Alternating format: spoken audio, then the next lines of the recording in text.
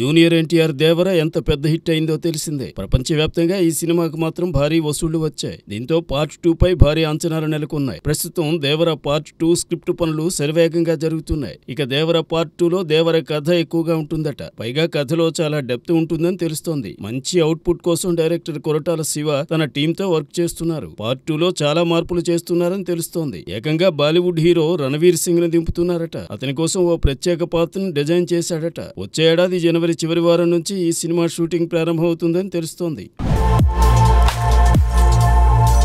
Pan India star young rebel star Prabhas భారీ అంచనాలతో సందీప్ రెడ్డి వంగతో చేస్తున్న సినిమా స్పిరిట్. ఈ సినిమా మంచి పవర్ఫుల్ కాప్ స్టోరీగా రాబోతోంది. ఈ సినిమా చాలా పవర్ఫుల్ గా ఉంటుందని, సందీప్ రెడ్డి వంగ నుంచి మరో డిఫరెంట్ సినిమా అవుతుందని తెలుస్తోంది. ఈ మూవీ మ్యూజిక్ సిట్టింగ్స్ కూడా స్టార్ట్ చేశాడు మ్యూజిక్ డైరెక్టర్ హర్షవర్ధన్ రామేశ్వర్. ఈ సినిమాకి అదిరిపోయే సంగీతం అందిస్తానని చెప్పారు. ప్రస్తుతం డైరెక్టర్ తో మ్యూజిక్ సిట్టింగ్స్ జరుగుతున్నాయని తెలిపారు. టీ సిరీస్, భద్రకాళి పిక్చర్స్ భారీ బడ్జెట్ తో ఈ సినిమాని ప్రొడ్యూస్ చేస్తున్నాయి. మరి ఈ సినిమా ఎంత పెద్ద హిట్ అవుతుందో చూడాలి.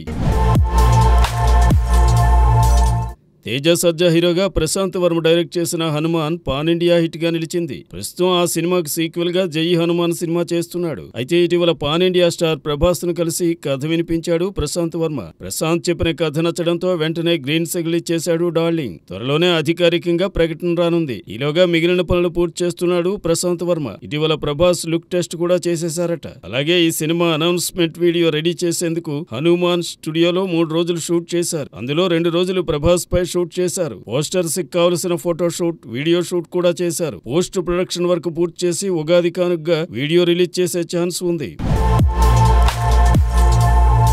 తల Ajith Kumar hot beauty Trisha combination లో వచ్చిన లేటెస్ట్ మూవీ విడాముయర్చి. ఈ సినిమా బాక్స్ ఆఫీస్ వద్ద దారుణంగా ఫ్లాప్ అయింది. మంగళ్ తిరుమనేని ఎన్నో అంచనాలతో తెరకెక్కించిన ఈ సినిమా థియేటర్స్ లో పెద్దగా రాణించలేదు. రికార్డు ఓపెనింగ్స్ అయితే దక్కాయి, కానీ హిట్ టాక్ రాకపోవడంతో ఈ చిత్రం తేలిపోయింది. ఇక తెలుగులో పట్టుదలగా రిలీజ్ అయింది. తెలుగులో కూడా అదే దారుణమైన పరిస్థితి కనిపించింది. ఇక తాజాగా ఈ సినిమా ఓటీటీలో స్ట్రీమింగ్ కి వచ్చేసింది. ఈ సినిమా రైట్స్ ని నెట్ఫ్లిక్స్ సొంతం చేసుకుంది. అందులో తమిళ సహా ఇతర ముఖ్య భాషల్లో కూడా అందుబాటులోకి వచ్చేసింది. ఇక ఈ సినిమాని థియేటర్లో మిస్ అయిన వారు ఓటీటీలో చూసేయొచ్చు.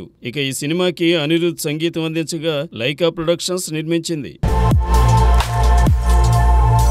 పవర్ స్టార్ పవన్ కళ్యాణ్ తనయుడు అఖీరానందన్ టాలీవుడ్ ఎంట్రీపై చాలా కాలంగా చర్చలు జరుగుతున్నాయి. అయితే ఈ వార్తలు బలంగా వినిపిస్తున్నా కూడా ఇంకా అధికారికంగా ఎలాంటి ప్రకటన రాలేదు. అయితే తాజాగా ఈ చిత్రానికి సంబంధించిన ఆసక్తికరమైన సమాచారం బయటకొచ్చింది. అఖీరానందన్ మొదటి సినిమాకు తమిళ దర్శకుడు విష్ణువర్ధన్ దర్శకత్వం వహించబోతున్నట్లు వార్తలు వస్తున్నాయి. పవన్ కళ్యాణ్ తో పంజాబ్ సినిమాను తెరకెక్కించిన విష్ణువర్ధన్ ఇప్పుడు అఖీరానందన్ ను లాంచ్ చేయనున్నారని సమాచారం. అయితే పవన్ కళ్యాణ్ పంజాబ్ సినిమా పెద్దగా విజయం సాధించలేదు. ఈ క్రమంలో పవన్ కళ్యాణ్ తన కొడుకు మొదటి సినిమా తనతో ఫ్లాప్ సినిమా తీసిన దర్శకుడి చేతిలో పెడుతున్నారేమిటని ఎంతో మంది సందేహం వ్యక్తం చేస్తున్నారు.